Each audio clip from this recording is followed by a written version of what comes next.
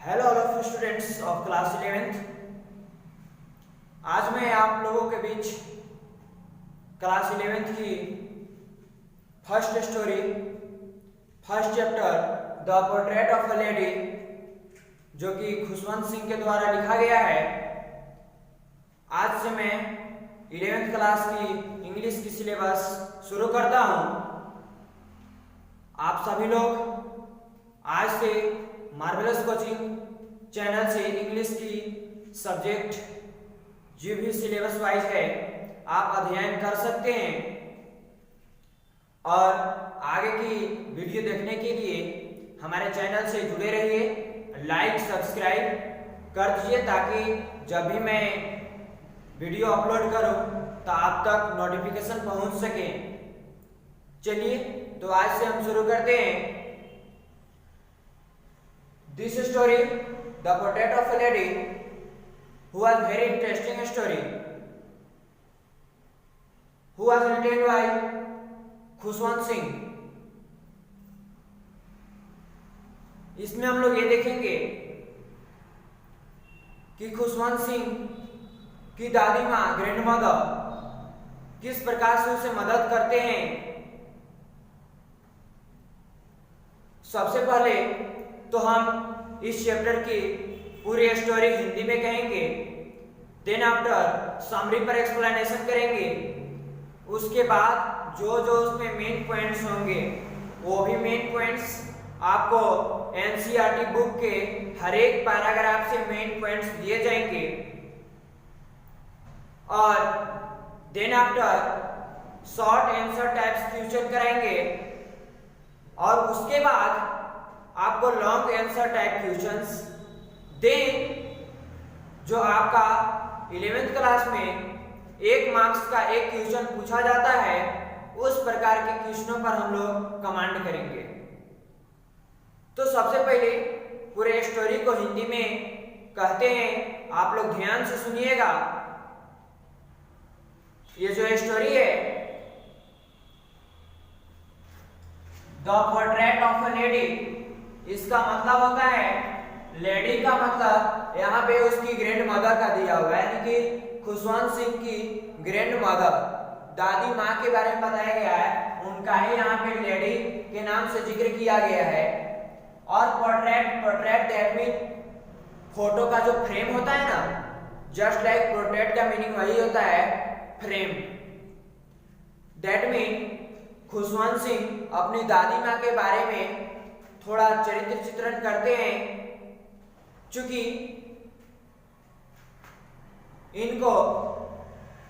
इनकी माता पिता ने इन्हें बचपन से ही दादी माँ के साथ छोड़ दिया था और इनकी माता पिता शहर में रहा करते थे।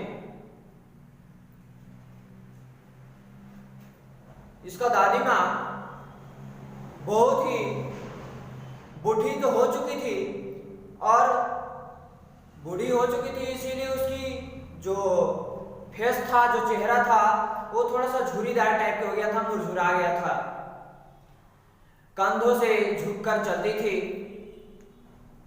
बट वो उतना सुंदर तो दिखती नहीं थी, लेकिन उसका स्वभाव, उसका गुण इतना अच्छा था, इतना वो पवित्र थी कि उसके लिए कहना थोड़ा सा मुश्किल पड़ता है। उसकी दादी माँ बहुत ही पवित्र, सुंदर, बुढ़ी भी और झुर्रीदार टाइप की औरत थी। और इसमें यह भी जिक्र किया जाता है कि इन्हें प्रत्येक दिन स्कूल जाना रहता था और जब ये स्कूल जाया करते थे तो इसकी दादी माँ उनके लिए बासी रोटी, स्टील चपाती के साथ मक्खन, दही भी दिया करते थे। और ये प्रत्येक दिन जाते थे और इसकी दादी माँ इन्हें भी साथ स्कूल छोड़ते थे और बीच में जो कुत्ते होते हैं उन कुत्तों को भी खाना खिलाया करती थी इनकी दादी माँ। दैट मीन इनकी दादी माँ बहुत ही धार्मिक और सामाजिक आदमी भी थी। और इस चैप्टर में तो सबसे पहला बात हम कहें कि इस चैप्टर का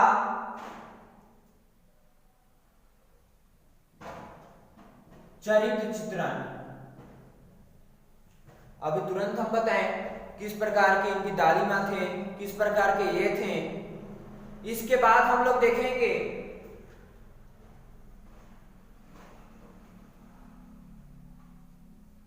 जीवन में बदलाव।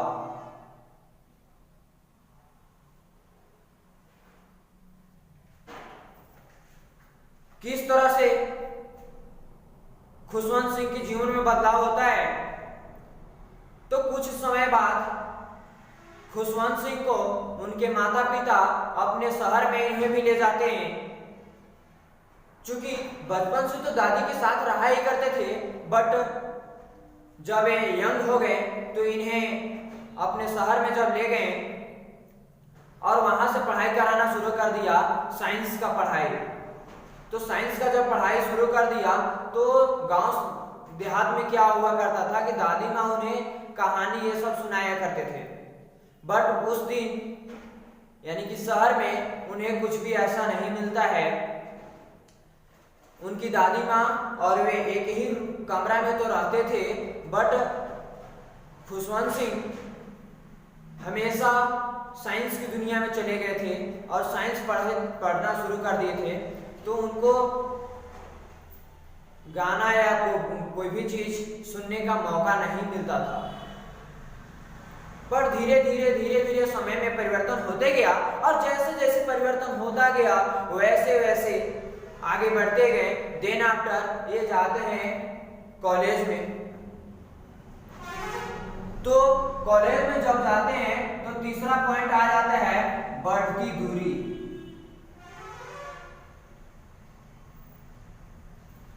यानी कि दादी माँ और इन पोतों के बीच की दूरी धीरे धीरे बढ़ता चला गया। कैसे बढ़ता चला गया? तो शुरू में तो गांव में थे, गांव से फिर शहर में गए, शहर में जाने के बाद खुशवंत सिंह साइंस की दुनिया में गए, इसलिए उन्हें गीत संगीत सुनने का कुछ मौका नहीं मिल पाता था।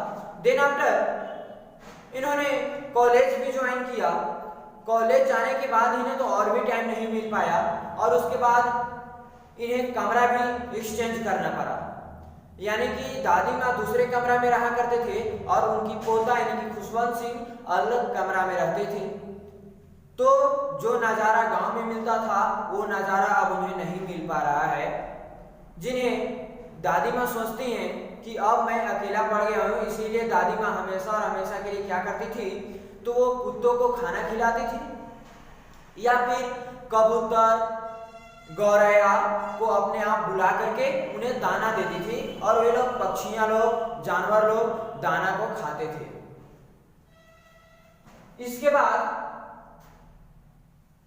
धीरे धीरे इन दोनों के बीच में दूरियां बढ़ती गई, डिस्टेंस बढ़ते गया। उसके बाद चौथा पॉइंट आता है जी वापसी। यानी कि लेखक की वापसी। वापसी कैसे होता है देखिएगा। इसके बाद उनका पढ़ाई स्तर एजुकेशन लेवल धीरे धीरे बढ़ते गया और बढ़ने के बाद इन्हें फॉरेन भेजा गया। इनके माता पिताजी इन्हें शहर से फॉरेन भेज दिए, यानी कि विदेश भेज दिए पढ़ाई करने के लिए। जब पढ़ाई करने जा रहे थे तो इन्हें दादी माँ इन्हें खुशवंत सिंह को स्टेशन तक पहुंचाते हैं और स्टेशन तक पहुंचाते समय ये उन्हें वहां तक तय करते हैं। और जब ये जाते हैं तो वहां के 5 साल बाद, यानी कि जब विदेश गए, विदेश के 5 साल रहे और 5 साल के बाद जब वो लौटते हैं, उससे पहले तो उन्हें ऐसा फीलिंग होता है कि मानो जब स्टेशन पर उन्हें दादी माँ छोड़ने गई तो उन्हें ऐसा महसूस हुआ कि अब जो है ये हमारी अंतिम मुलाकात है दादी और पोते की। बट समय वैसा नहीं हुआ, जस्ट उनके सोचने के जस्ट ऑपोजिट हुआ।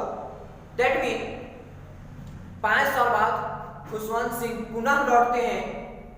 जब लौटते हैं तो उन्हें देखते हैं कि स्टेशन पर उनकी दादी माँ इंतजार कर रही है, और जैसे ही दादी माँ इंतजार करती है बहुत ही खुशी के साथ और हर्ष मनोरंजन के साथ दादी माँ सभी गांव के पड़ोसियों को बुला करके लाती है और ढोल व्यंजो ये सब के साथ उन्हें स्वागत करती है।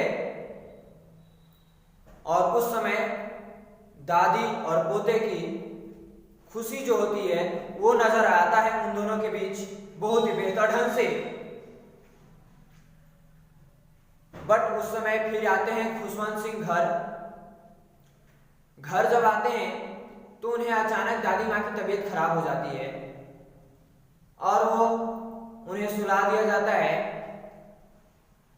बट उस समय उन्हें ट्रीटमेंट भी कराया गया, इलाज भी कराया जाता है। तो डॉक्टर ने कहते हैं खुशवंत सिंह को कि इन्हें कुछ भी नहीं हुआ है, ये बिल्कुल ठीक हैं, घबराने की कोई बात नहीं है। लेकिन डॉक्टर तो जानते थे कि इन दोनों पोते और दादी की कितनी प्यार है। इस प्यार को देखते हुए वो कुछ नहीं कहते हैं खुशवंत सिंह को। बट नजारा वहीं तक नहीं रहता है। दादी माँ धीरे धीरे सभी पक्षियों को खाना खिलाती है और उसके बाद जब देखती है कि मेरा अब अंतिम संस्कार होने वाला है तो उन्होंने पोते की याद न करके अपने किसी का भला करने का याद न करके एक बार भगवान का भी याद किया, गॉड ईश्वर को भी याद किया और माला जो रहता है वो माला को गिनने लगा, घुमाने लगी अपनी अंगुलियों में। और उस तरह करते करते वो जब खुशवंत सिंह देखें कि उनके हाथों में से वो जो माला था वो नीचे जमीन पर गिर पड़ा, तो उसी समय यानी कि 5वां पॉइंट यहां से क्या निकला, दादी की मौत।